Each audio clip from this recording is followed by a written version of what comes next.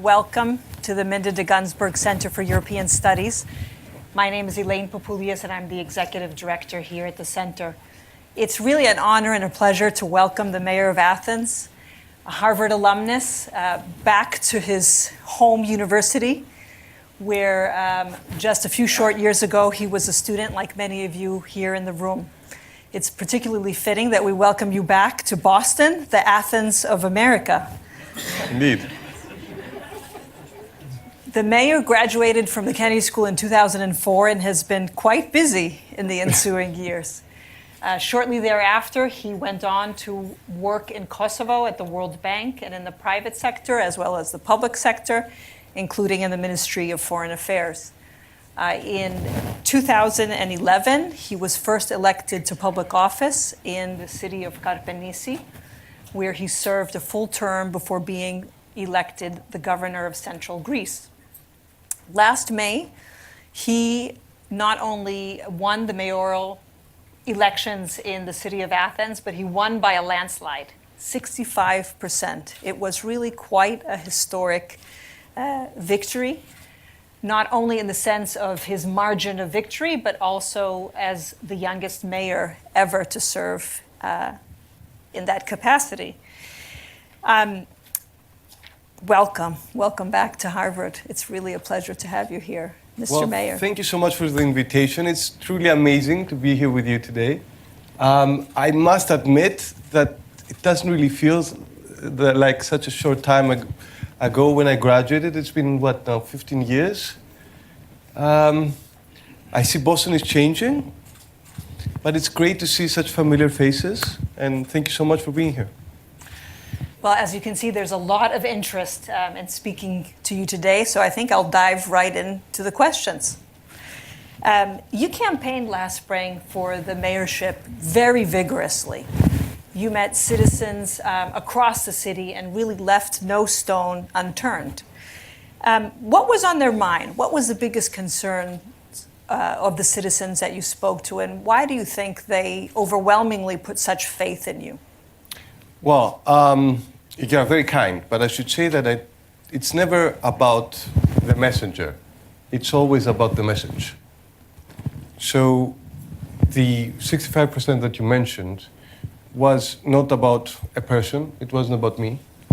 It was a reflection of a deeply rooted need in Athens for change. Historically, elections in Athens were more, a so-called quote-unquote high affair. People would talk down to people. Candidates would talk down to people. There wasn't so much listening involved. We did the contrary. As you mentioned earlier, I began in Karpenisi, which, for any of you who actually know Greece, is a very small town in the center of the country. So I was used to a different kind of campaigning. I was used to grassroots. So what we did in Athens is that we basically started walking.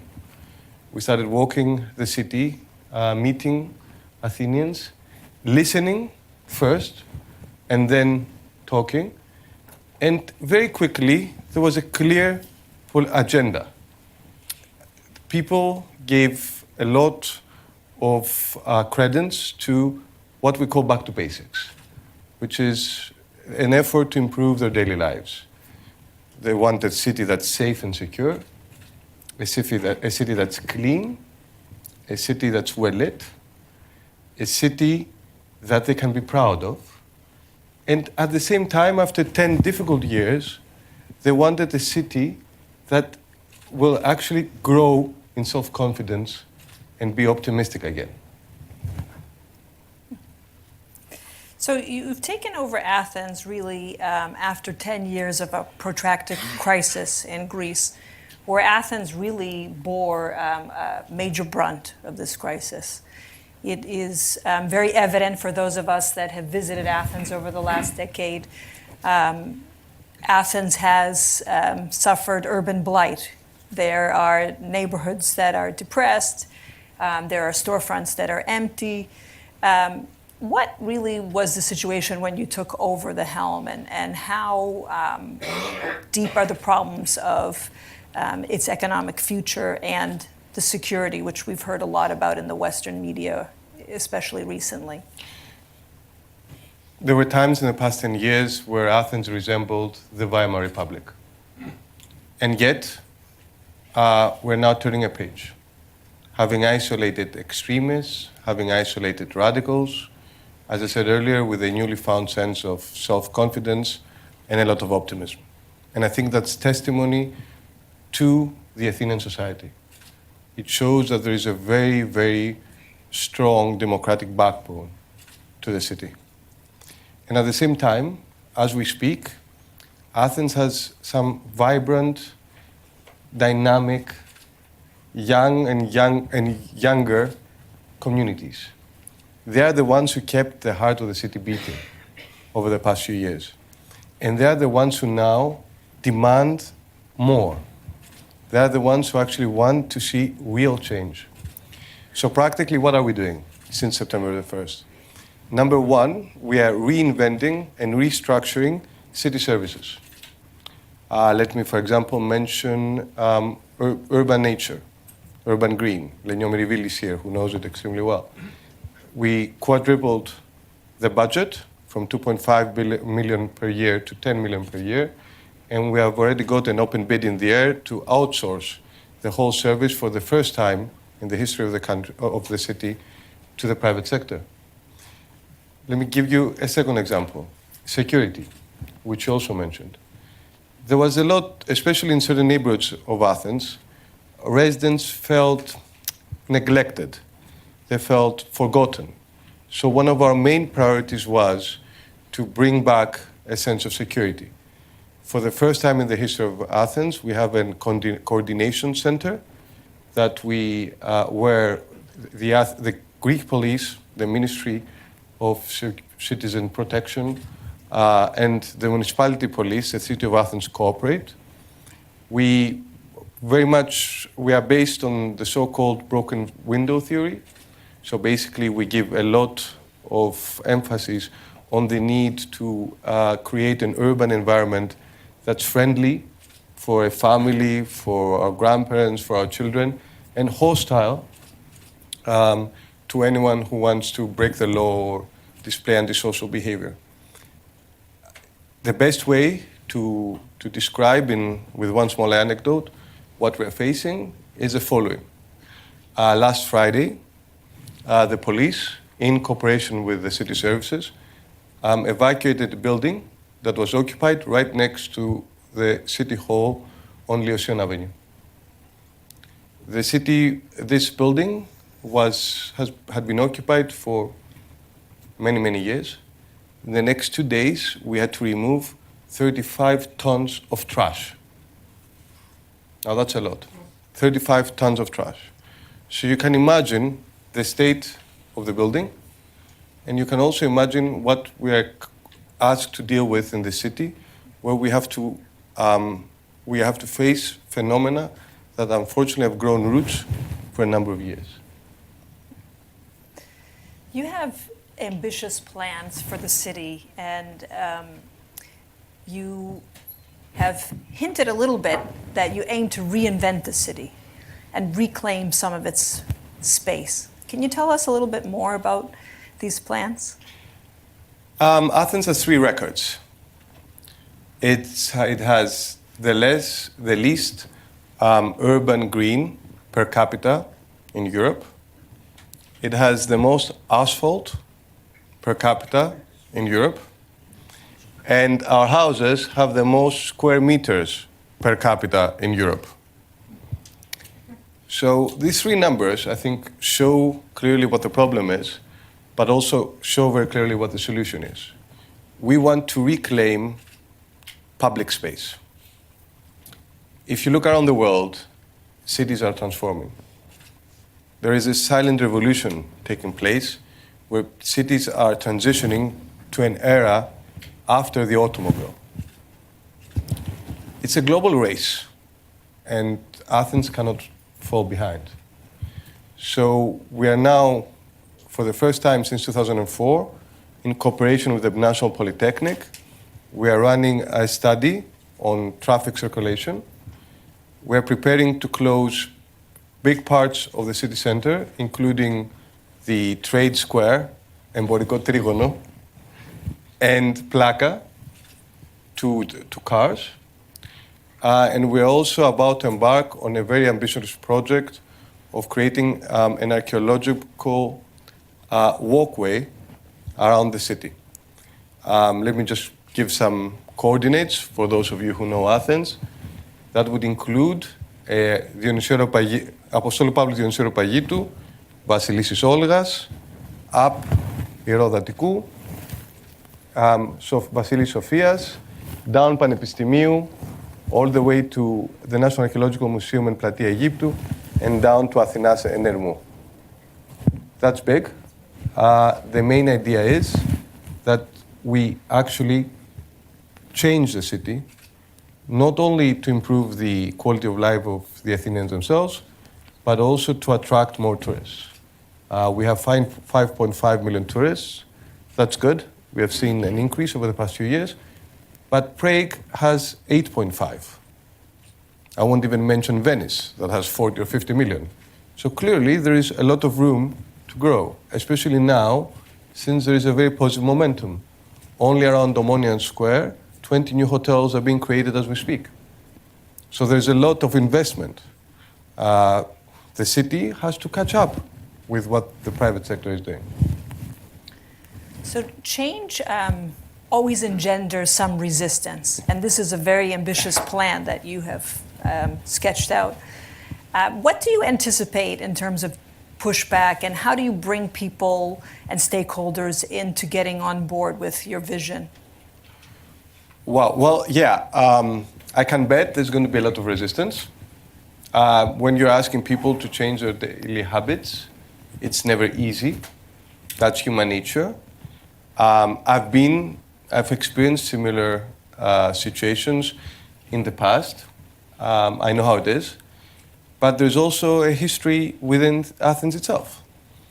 Some of us who are in this room may remember the uproar when Dionysiou Areopagitou became a pedestrian walkway, or when Ermou became a pedestrian walkway. And there's a clear lesson.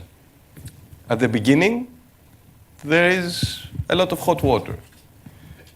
But with time, people recognize the change and recognize that the change can be positive. Two things. A, it has to be a bottoms-up, deliberative process which engages all stakeholders. B, a public work is never just a public work. It's not how it used to be, when politicians would go finance or secure financing for some public work, a museum or a road, cut the ribbon and go home. Now, public work is also a product. It's also an experience. So as we speak, we are not just designing and doing urban planning looking at the architecture or the aesthetics. We're also looking at how we can secure the sustainability of our intervention. That includes, for example, studies for the digital footprint of our intervention. That includes how it's going to connect with entrepreneurship and changes in zoning laws. There are a number of things that we have to take into account if we want to be successful. I want to switch gears a little bit and engage you in a broader discussion that many social scientists here at Harvard and across the world that study Europe and European policymakers are engaged with, and that's worrying and thinking about the resilience and strength of democracy and pluralism.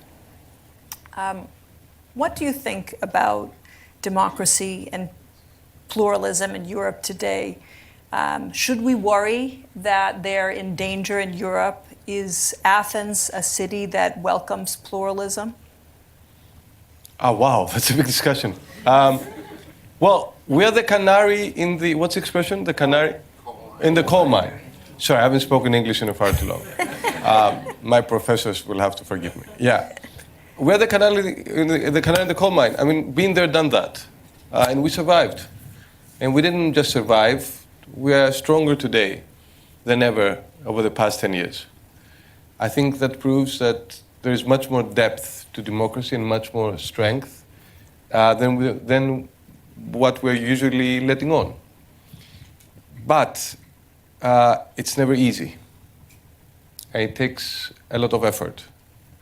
Let me use an example of what we faced in Athens. I don't know how many of you are familiar with a fascist Nazi party called the Golden Dawn.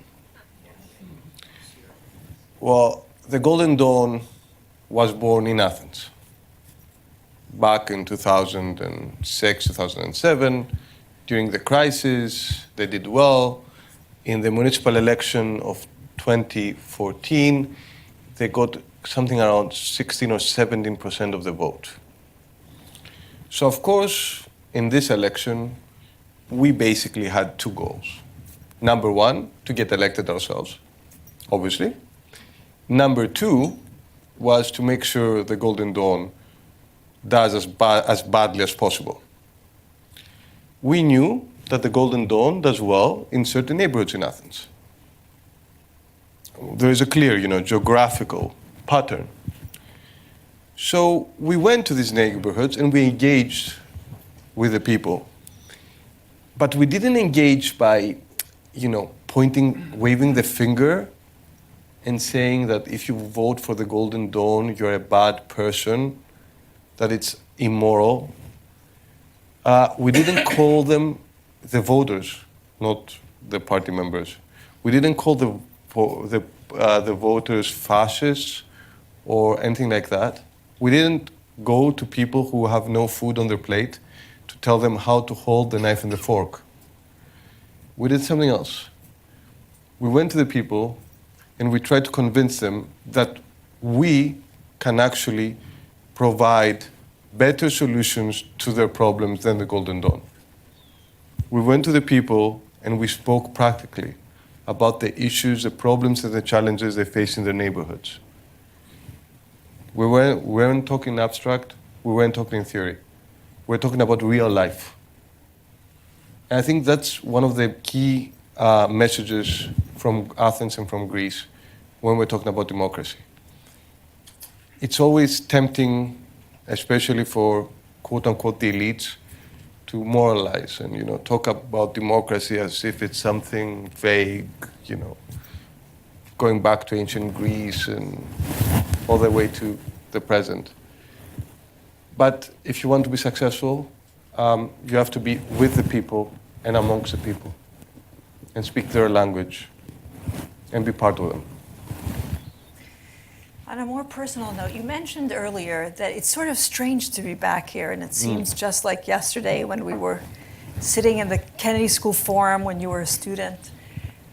When you think back to those days and seeing so many students here in the room, what would you advise students that are thinking about a career in public service and thinking about yourself even as mayor? What would you advise your younger self, Kostas, the student, while you're here at Harvard? What should students not fail to take advantage of?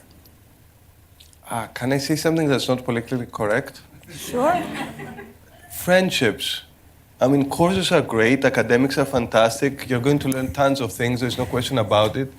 There are all these amazing skills that you cultivate, and then when you come back 15 years later, you realize that everything that you learned is not modern any longer, and people are talking about different things than what you guys were talking about 15 years ago. But what actually sticks and what stays with you are friendships. I'm very proud of, one of my best friends today is in Texas. He's a Republican, and he even voted for Trump, but he's one of my best friends. Another very good friend of mine is here in Massachusetts. Another one, Elaine, you know him, Spend Ahmeti, is the mayor of Pristina, and on and on. We're still a close group. We still share experiences, we still learn from each other, and we still support each other. So to push a little bit more in public service, since you mentioned the American elections, of course, kicked off last night in Iowa, or tried to kick off in Iowa. And we have two candidates that are former mayors in that election. And when I look around Lisa's neighborhood, I see many former mayors now serving as prime ministers, presidents in Bulgaria, in Albania, in Romania. What will keep you engaged in public service, and what are your thoughts about life after the mayorship of Athens? I'm living my dream. I mean, speaking personally, I'm living my dream. I think it's an extraordinary honor, and it's a once-in-a-lifetime opportunity to serve the city of Athens. I'm giving it my all. And there is no thought in my mind about the day after. After all, I've been in local government for now 10 years. And there's a lot of satisfaction that you draw in local government. No offense to anyone who does national politics, but it doesn't compare. Let me just say a story. When I started as mayor of Karpenisi, I think we were 2 or 3 months in the term, and everything was very difficult. It was also very cold. I was going to the office one morning at 7:30, and I was thinking, okay, I'm doing everything wrong. This is not for me. We're not getting anything done. It's terrible. We're a terrible team. I don't know. Anyway, it was tragedy. And as I was driving up to the office, I saw a small playground that we had just completed. And then it suddenly clicked in my mind. It's like a light switch went on. That this is what local government is all about. It may not be about world peace. It may not be about, I don't know, solving the North and South Korea problem, but it's about providing real and tangible incremental change and improving the quality of life. And that's like, it's a drug. It keeps you going. Okay, on that happy note, I will no longer monopolize the floor here. The floor is open to questions. There's no microphone. The microphones are in the ceiling, so please raise your hand and introduce yourself. Joe McCarthy. Yeah. Joe McCarthy, retired Kennedy School administrator. Elaine already asked my question. It was sort of self-serving. What you had taken from Harvard that might prove most useful? And I believe that it's the friendships and networks, but if there are other lessons learned that have helped you as mayor, we'd certainly like to. But before I say that, before you answer, I should point out that Mayor Pete Buttigieg graduated with you the same year and spent most of his time in the Kennedy School. You were students there. He, of course, was an undergraduate, but he spent a lot of his time in the Institute of Politics. I meant to look that up, but you said, I couldn't remember, you said 2004 was your year. That was his year. I couldn't quite press. Yeah. Well, So lessons learned that have proved useful as mayor. skills, especially decision-making and problem-solving skills. I remember back in the day when we were being taught the famous or infamous, depending on your take, decision tree and all that. What was the name of the author of the book? Back in the day, it sounded. Yes, exactly. Thank you. Back in the day, it was like, what is this and why are we doing it? Later on, it has come in very, very handy. Being able to structure one's thought and discipline one's thought, I think it's a key skill. I try to do it most of the time, I hope. Yes. Hi, Hi. my name is Shirish. I'm a first-year student. So shifting the lens a little bit from the past and present more towards the future and the environmental challenges that I'm sure we all know our world faces. How do you see the role of cities as opposed to national governments, which don't appear to be taking too strong a stance on climate change in a time where action is relatively urgent? So do you see urban areas taking a lead in the conversation about climate change and or the action about climate change, or not, and in what way, shapes, or forms do you see that? Short answer, yes, absolutely.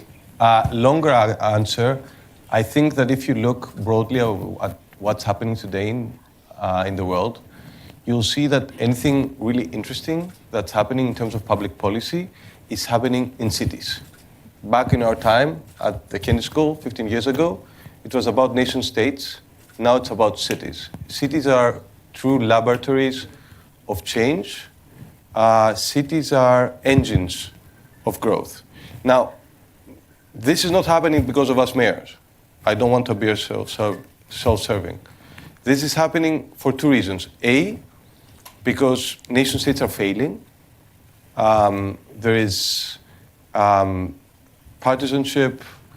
There is this toxic environment, bureaucracies that cannot handle real problems. And at the same time, cities are more flexible, the closest democratic institution to the citizen. So it's only logical that cities should be ahead of the curve when it comes to climate change. That's already happening in Europe. If you have some time, check out C40.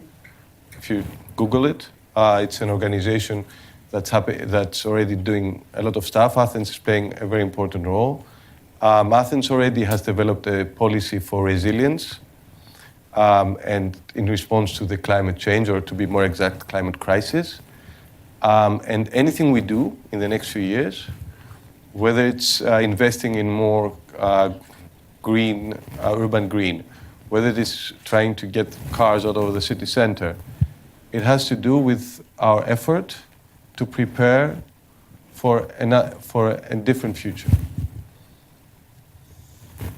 Why don't I take two questions? I saw Berna here and here in the back.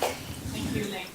I'm going to shift the subject a tiny bit because I think Athens plays a very important role in the refugee politics of the EU as one of the main gates. And I'm wondering what your refugee politics is and what kind of changes are taking place and your take on the EU policies situating Athens into the EU regime. And this is Berna Turan from Northeastern University, professor of sociology. I'm just trying to be not to speak too much about this. Okay, here's how, I think Athens right now is a forward player when it comes to the refugee crisis. It's been a difficult 4 years. As you know, there's a big difference between the way Greece responded to the refugee problem and the way the rest of Europe responded. In the rest of Europe, it was the state that moved forward and the society that followed. In Greece, it was the opposite. So the society moved forward, the society opened its arms, embraced the refugees, and the state followed. Now, unfortunately, for the past 4 years, we are in a permanent crisis mode in Greece. We haven't been able to organize ourselves as well as we would like. Of course, to be perfectly honest, the flows, the influx, is pretty big. And if we want to be equally honest, we have to admit that we're alone in this. The Europeans have left us alone. So my message to other mayors of European capitals is, why don't you come and see what we do in Athens? You'll see that we are the only city in Europe that we have a refugee camp within the urban environment that's now managed by the city of Athens. We are the only city that has apartments that we give to refugees that are also connected with access to the labor market and with giving skills. We have a number of innovative programs that we are running in terms of integration. And what I like to tell to my colleagues around Europe is like, come and see, if we do it and it works, you can do it as well. I mean, it is a European problem that requires a European solution. And none of us can just hide from it or play petty political games. Yes, in the back. I wanted to ask you about corruption, both the legacy of corruption and also that when you have a society that is struggling for survival for some time, then corruption intensifies. So how are you encountering that most troublingly, and what are you trying to do? And can you introduce yourself? Yes, I'm Noni Valentine, and I'm a psychotherapist. Until 2010, local government in Greece was the home of corruption and mismanagement. That is the truth. I'm not saying that Greece went bankrupt because of Greek local government. That would be too much to say. But one cannot argue that local government could be very proud of itself. After 2010, however, there have been huge institutional reforms that have taken place. Huge. Within a few years, local government had to do more with less. We experienced cuts of over 60% in our running budget, in our operational budget, and over 80% in our investment budget. And yet local government survived the crisis. And yet local government didn't only survive the crisis, but was very effective in responding to a number of challenges, including the humanitarian crisis that we experienced a few years ago. So I wouldn't say that corruption right now is an issue in Greek local government. Of course, wherever there are human beings, one can never be sure. But the institutional safeguards that are put in place are very, very strong. Yes, sir.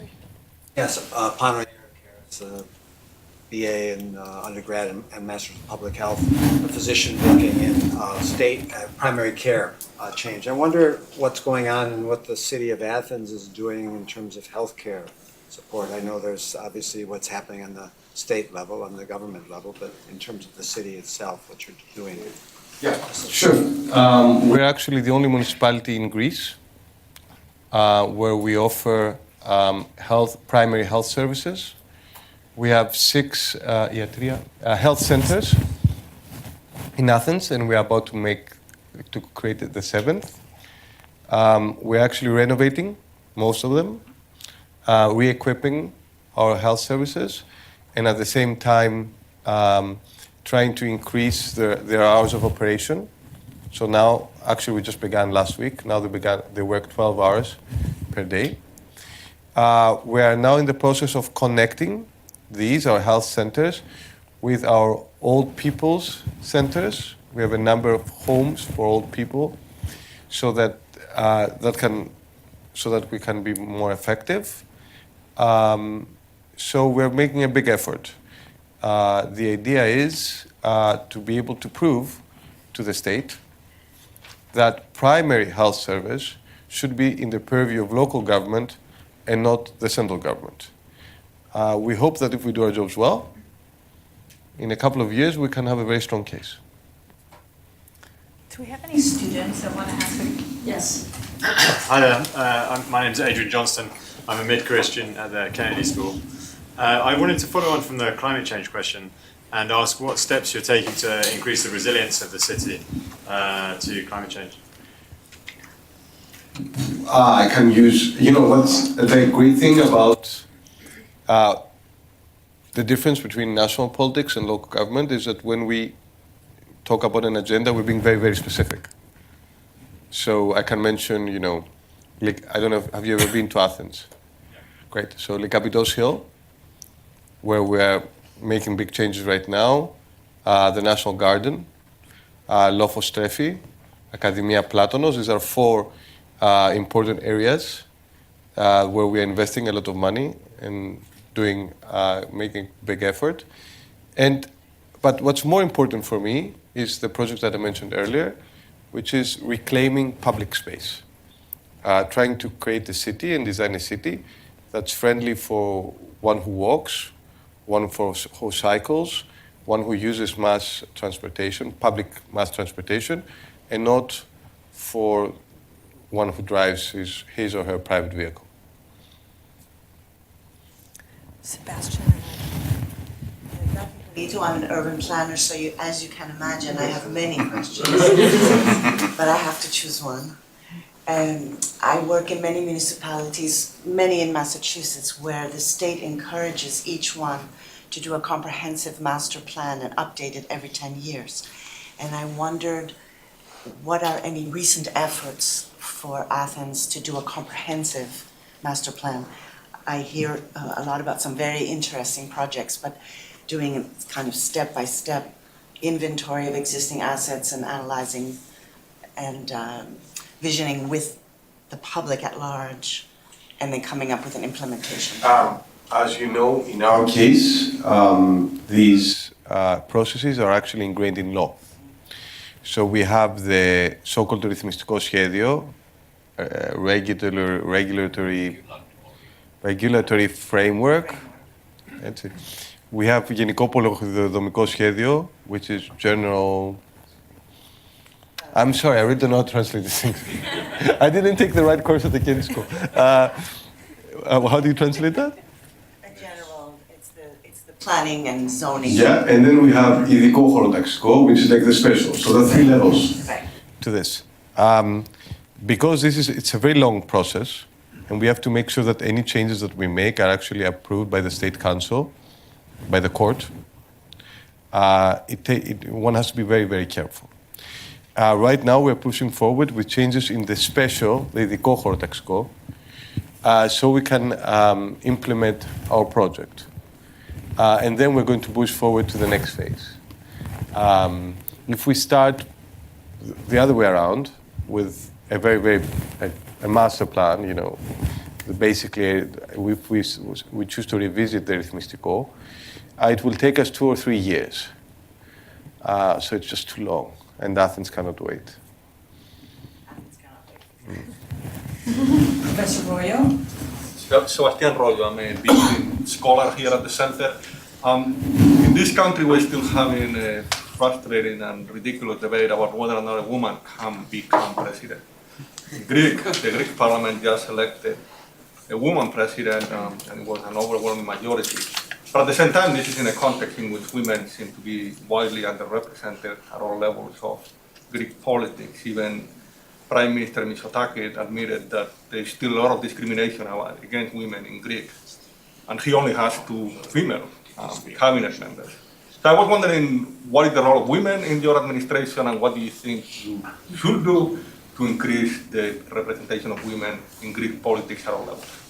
Well, I should say we were all very, very proud of our new president. We are very proud of her, not just because she's a woman, but because she's an accomplished and respected jurist who has played a big role in protecting the environment and human rights through her court decisions. So it's great that she's going to be our new head of state. You're absolutely right. There is a huge issue of underrepresentation of women in Greece, but I think it's the case in most countries around the world. I'm a great fan of women in politics. I think we have to be very, very honest about this. We pretend that we have overcome sexism. We pretend that it's a relic of the past, and that we pretend that we have achieved equality on all levels. Well, it's not true. It's just not true. The strongest prejudice that exists today is against women, especially against women in the public sphere. It's not a coincidence that women head of states are elected only if they're not elected directly. I don't think there's any woman head of state who's been elected directly. Margaret Thatcher was elected from the British Parliament. Benazir Bhutto, the British Parliament. Golda Meir, the Israeli Parliament. Hillary Clinton in the States?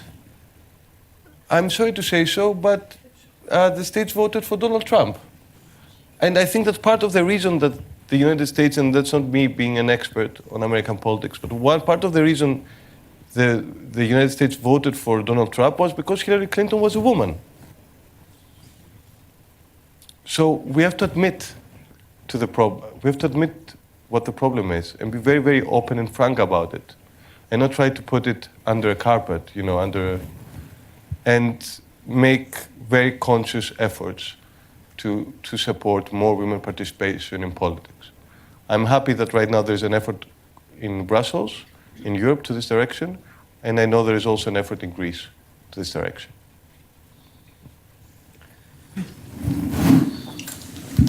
Mr. Mayor, hello.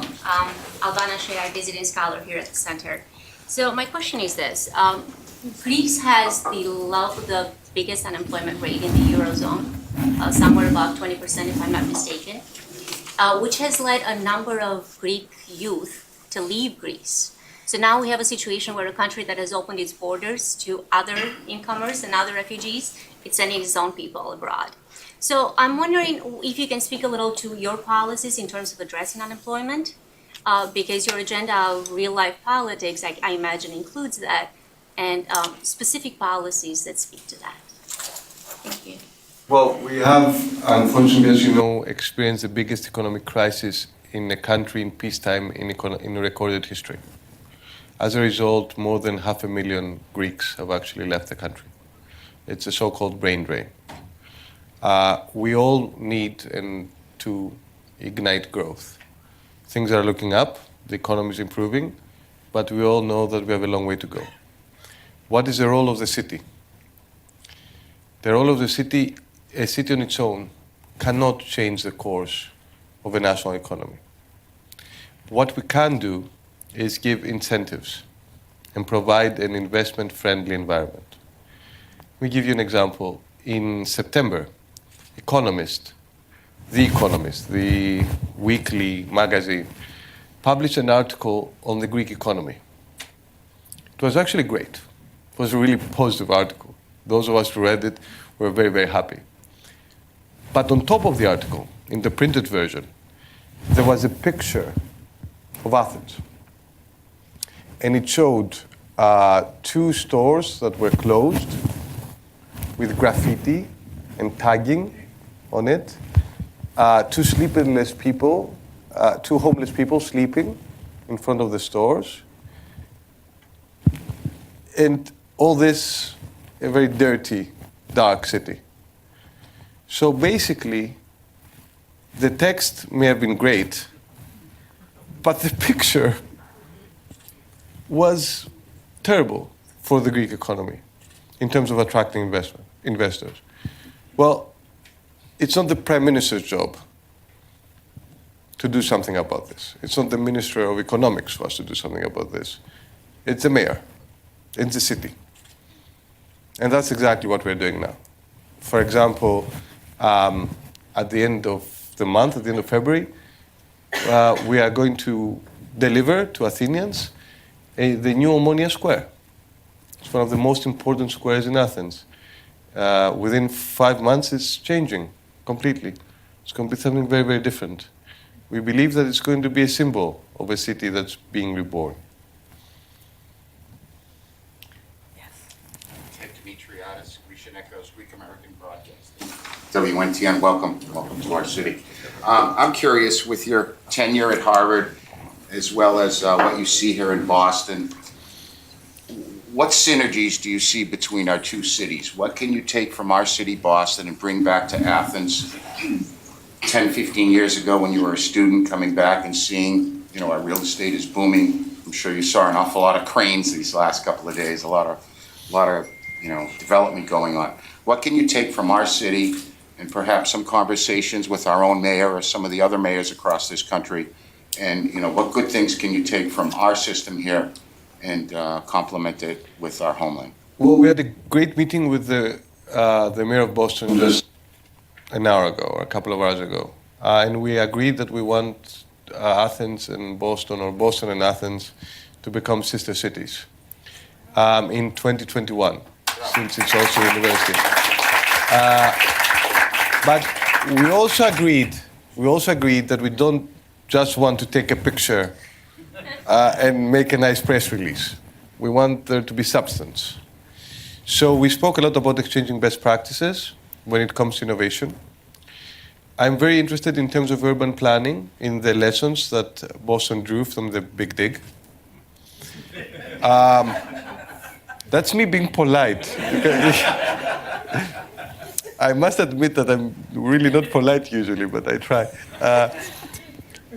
I'm very, very interested in how to connect academic life and academic communities with real life in the city. How to, to actually leverage universities. We have universities in Athens, as you may know. We have ASOE, our National Economic School, in Athens. We have the Polytechnic in Athens. One of the key things that we're doing right now as a city is that we have ECPA. One of the key things we're doing is that we're trying to cooperate with these institutions. Get them wake them up a bit and make them part of city life. My name is Aristotle Vinikos. I'm a first year at the college. Wow.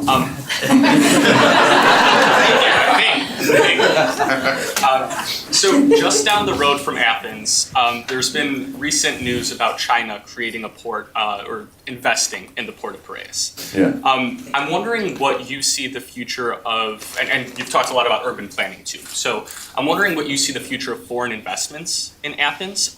Does China play a role in that? And if so, how do you regulate all of that, investment and development going on? Well, China plays a role. The United States plays a role.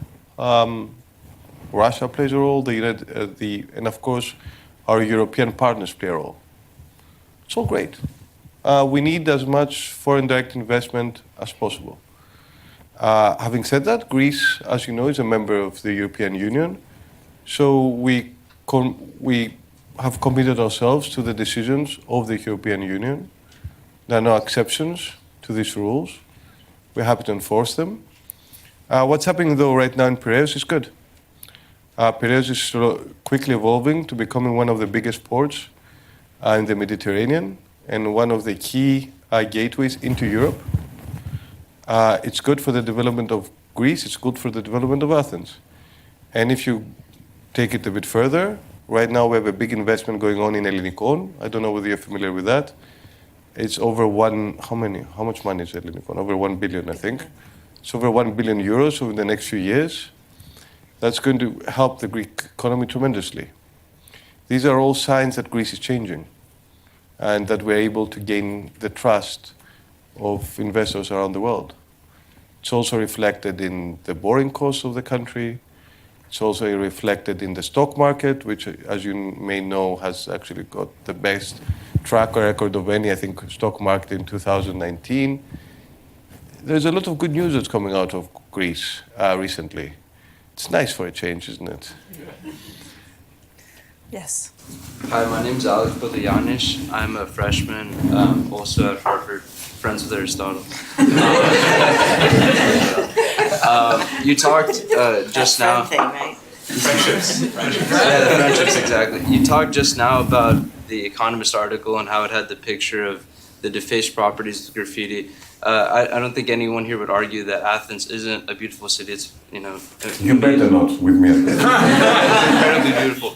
But it's, unfortunately in some areas it's dragged down by graffiti and just defaced properties. I just wanted to ask, especially when I visit in the summer, I see this, ask if anything's being done to, get rid of that. Yeah, right now as we speak, we are implementing the biggest investment in equipment for sanitation in a generation or two. It includes special equipment for gums, to special equipment for anti-graffiti, the whole lot. And we're also running for the first time a program called Adopt Your City.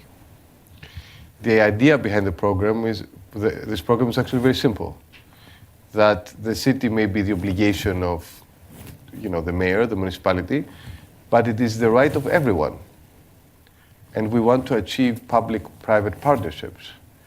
And we're asking for people who care or love the city to come and help us. And we already got a lot of contributions, for example, for anti-graffiti. Many people are coming and they're giving us money, and we're able to get more people out to clean. At the same time, we're going to change the regulation for sanitation, and we're going to start giving, asking people to pay if they don't clean up the graffiti on their buildings, because otherwise it will never change.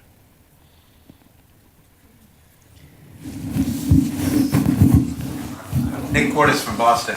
I actually have family roots in Campanici. Bravo. I thought you were a very nice guy. From Rousseau. But, what's the name? Curtis. Kurkutas. Kurkutas, not Curtis. Curtis έγινε εδώ.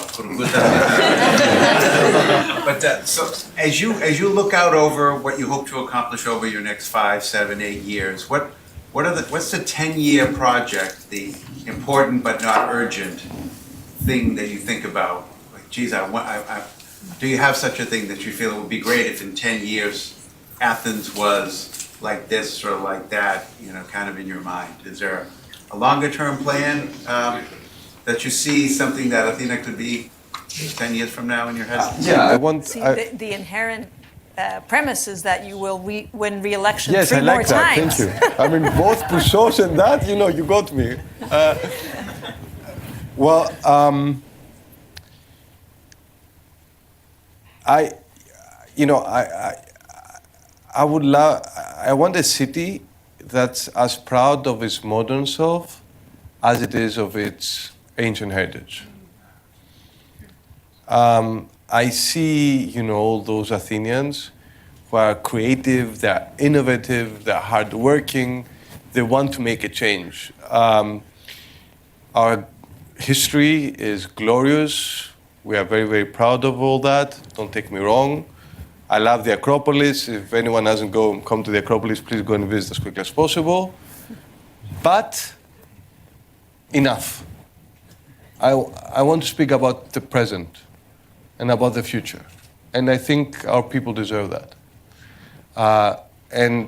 But for this to work, it's many, many small things that will come together and create a big thing. There are many, many pieces in this puzzle. Stop.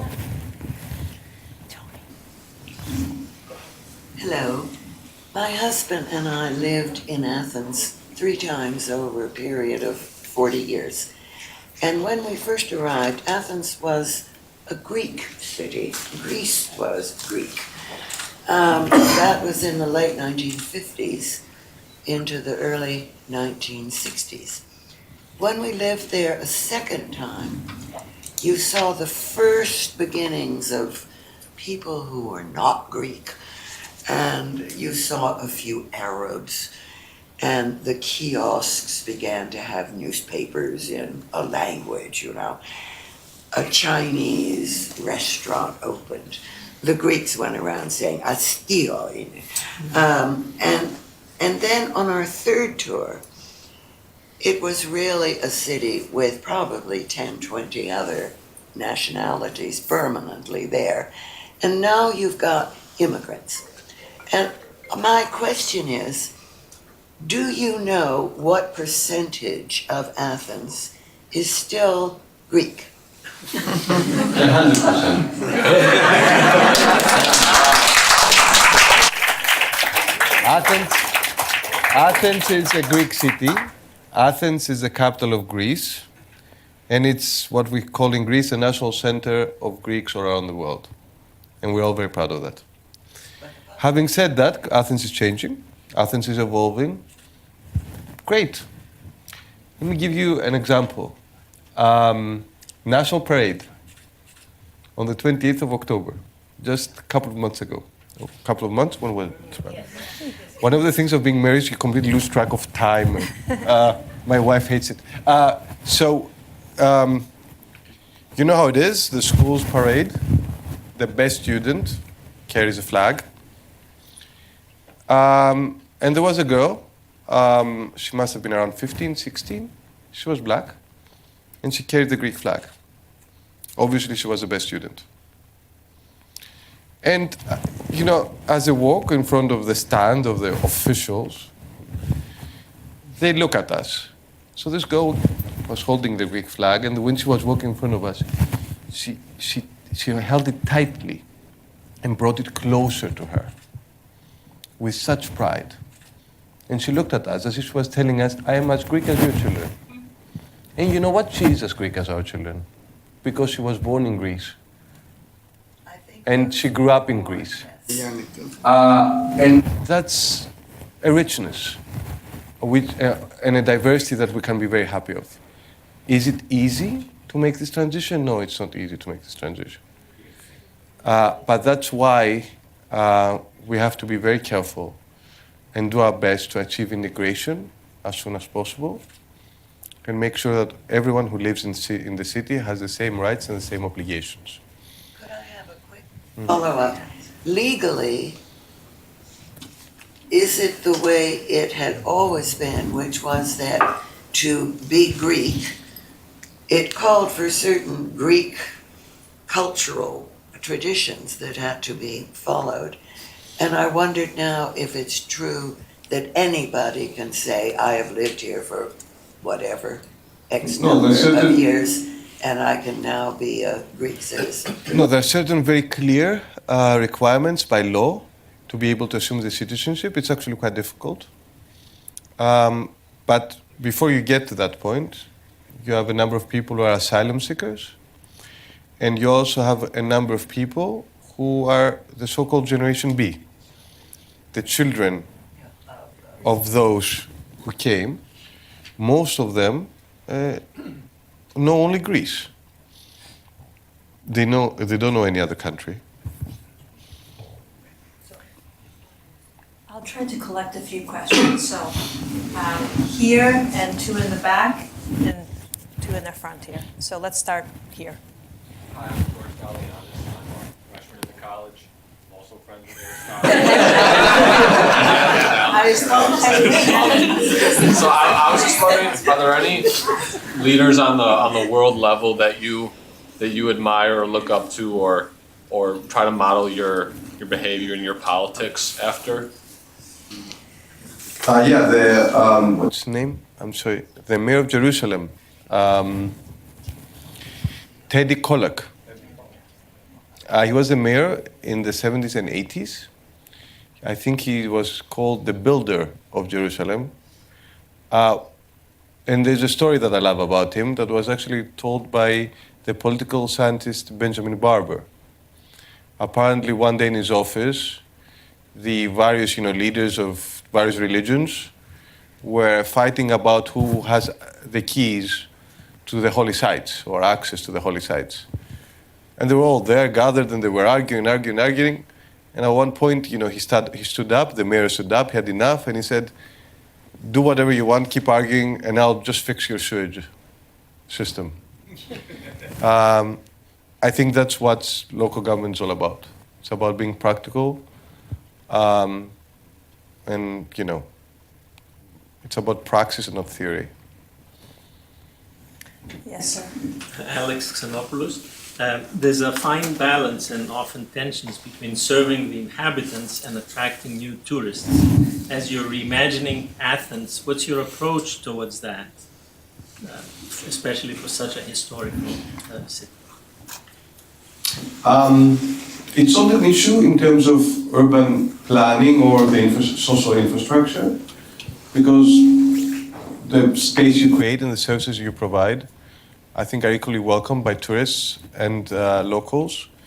It is an issue when it comes to questions like Airbnb and real estate in general in the city. Right now, the Airbnb can be both a blessing and a curse.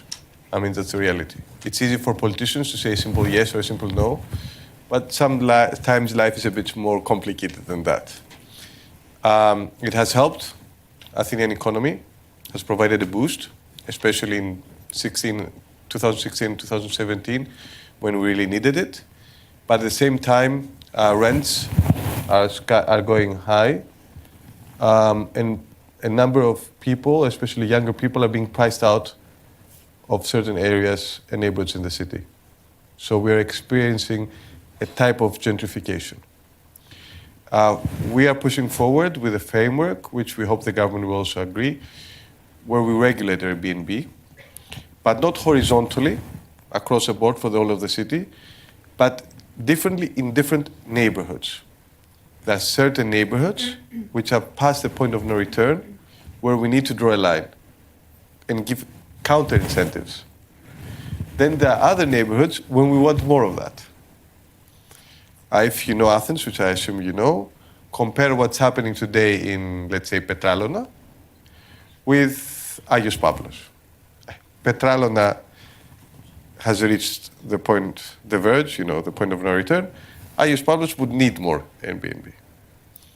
We're currently undertaking this study, and we're going to make the proposal very soon to the government. It's not clear, because it's one of these new things. That just came up a few years ago. I can tell you what the global experience is. In all cities in the world, with I think only the exception of Amsterdam, it was a city that pushed forward with the regulation and not the government. I think that's how it should be in Greece as well, because very simply, the model that we're proposing is a model that necessitates a deep knowledge of what's happening in the city itself. But we need to clarify that with the government. It's not something that we can do on our own. I was just, Marina McCarthy, I'm not an undergraduate. A friend of ours? Are you a friend of ours?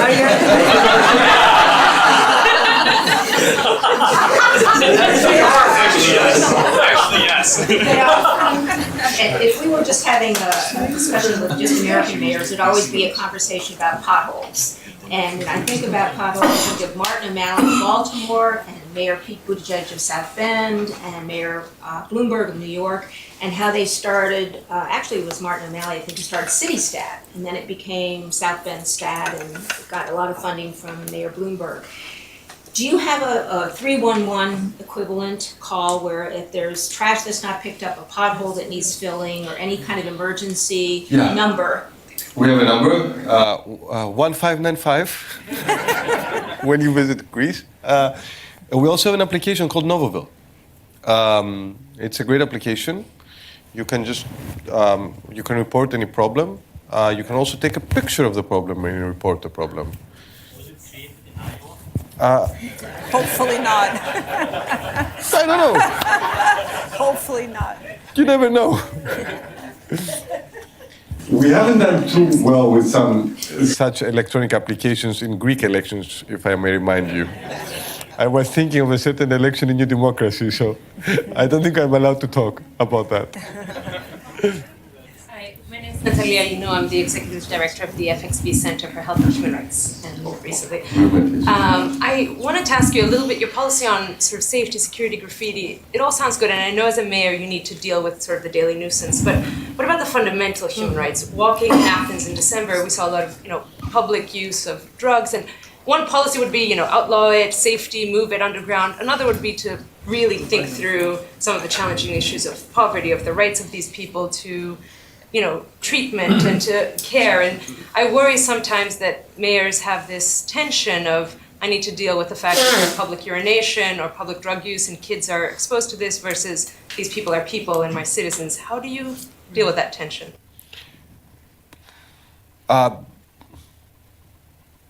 Maybe it's because I'm only in my 5th month, but I haven't experienced this tension yet. For me, these people are people. There's no question about that. One of the key things we're trying to do is for the city to assume more responsibility. As you may know, according to the Greek institutional framework, it's all the Ministry of Health. But now a new law has actually been proposed to Parliament and will be voted in Parliament, I think, in the next few days, that has 2 crucial changes, 2 crucial reforms. Number 1, the so-called χώροι ελεγχόμενη χρήσης how can I, Public use spaces. Public- Is it supervised? yeah, supervised spaces for drug use. Those were first allowed in Greece a few months last year. We haven't operated one yet. Now that we will be able to operate such mobile spaces. That's very, very useful because we can go wherever the problem is, and at the same time, we won't have one space in one neighborhood for too long, with whatever that means. The second change that's very, very important is that for the first time in the history of the country, local government will be able to operate such spaces. We lobbied for that very, very energetically, and we're very happy that our petition, whatever, that the government agreed with our proposal, because there are two important steps forward. We need many more, but I think something is changing. I think we have time for just a couple more questions. So I have seen a hand here in the back. I think that's Roshni back there. And then we'll go here and here. Go ahead, Roshni.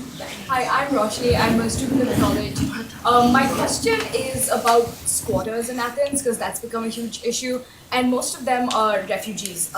So I realize that squatting is obviously not a permanent solution, but what does refugee integration look like in Athens going forward? What does refugee, what, sorry? Refugee integration. Integration. Going forward in Athens. As I said earlier, there are a number of things that the City of Athens is doing right now to help with integration, whether it is by providing housing, free housing, whether it is by providing legal skills, whether it is by helping people to cultivate their language skills and any other skills like digital skills they need to enter the work place. It's not connected as an issue to squatters, by which I assume you mean the illegal occupation of public or private buildings. Not at all. Of the case in I understand. Exarchia neighborhood. Sorry, I was thinking of the case in Exarchia neighborhood a couple of months ago, where those buildings were evacuated, and most of the squatters there were refugees. Yeah. So? Right. So I was just wondering, and you've answered my question. So I was just. I assume. I think you may also be referring to an article in New Yorker that was published a month ago. I'm a New Yorker subscriber, so that's where I read it. Although I must say I was a bit disappointed because it was very, very, very much out of context and factually inaccurate. Let's see exactly what the case you're pointing to was. There was a school in Upper Exarchia, in the Neapoli, near the border with Kolonaki actually, a school that was closed because it had issues of static safety after the earthquake. So it wasn't closed by choice, it was closed by necessity. This school was occupied since 2000, I think in 14-15, by a guy called Castro, who housed a number of children and ran the school basically as a hotel, getting money from the civil society to house the children, from NGOs, without any control, without any structure. So the police, in cooperation with the city, following a court order, evacuated the building and moved these children to special houses where they have all the necessary social services. What's better for a child? To be under the purview of a guy called Castro, whatever, with all the good and the bad that come with this person, or under the purview of an organized European state, with all the good and the bad that come with that? Okay, I think I'll take a couple more questions. We're running up to the end of our session here. There is a question on this side. My name is Rafael Tiamis. I'm from Thessaloniki. You're not a friend of Aristotle. Actually, we're all friends of Aristotle. This is the Harvard College Hellenic Society. So, like I said, I'm from Thessaloniki, but Athens is very close to me. I really love the place.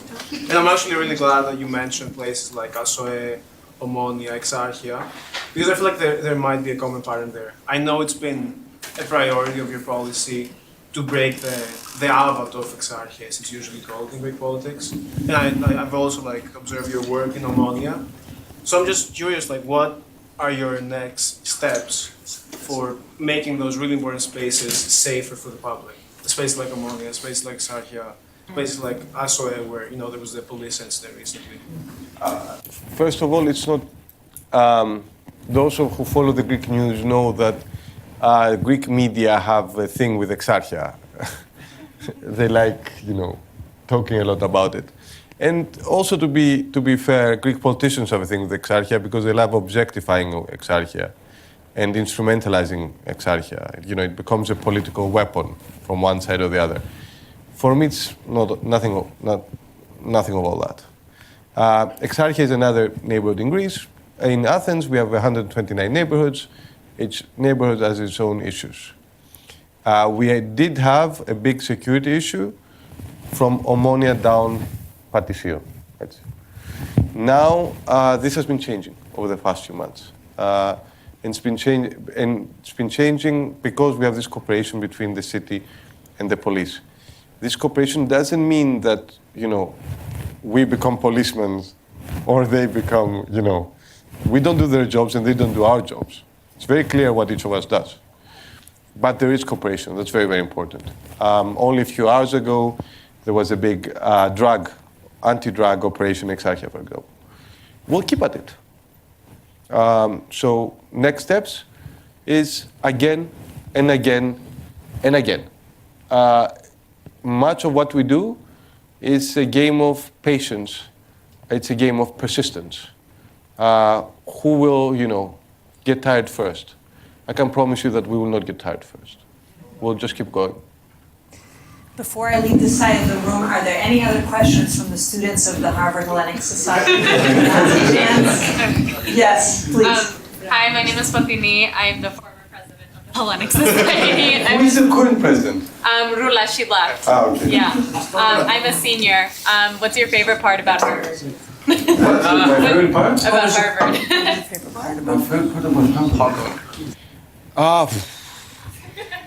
There was my favorite part about Harvard doesn't exist anymore. There was an amazing ice cream store called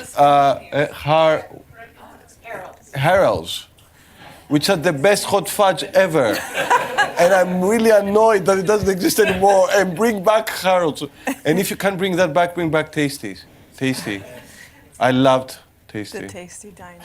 It was an amazing diner. It actually had a Greek sign on top of the door. Yeah. We still have Bartley's. Okay.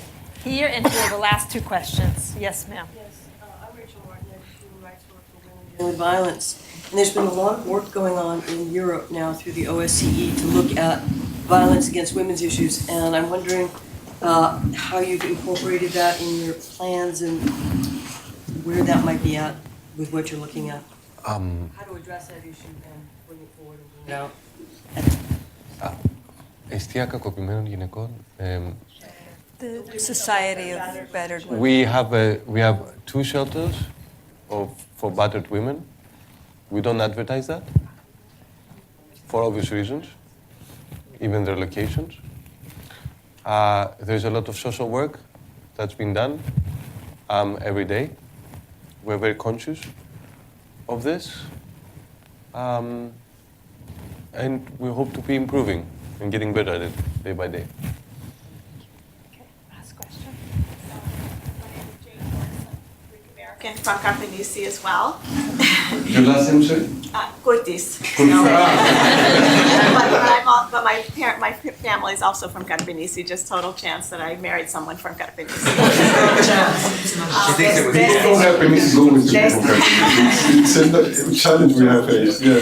But I want to end with a comment about I had not been to Karpenisi in a number of years, and I went after your recent tenure there, and I have to say how beautiful it was and how much I enjoyed it, and I really look forward to seeing all the wonderful things you're going to do for the city of Athens. Oh, thank you.